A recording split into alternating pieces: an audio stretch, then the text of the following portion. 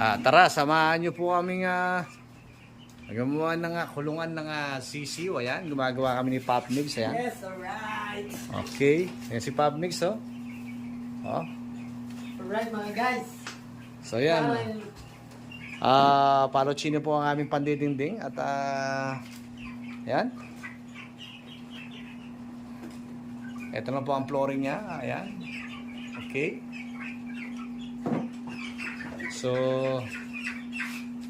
another kulungan na naman po ito para sa ating mga sisiw. Ayan. Ito po yung ating mga sisiw nung nakaraan. Okay, malalaki na. So kailangan makapagbaba tayo uli. Ayan, no. Ayan, ito na po yung bagong kulungan natin, no?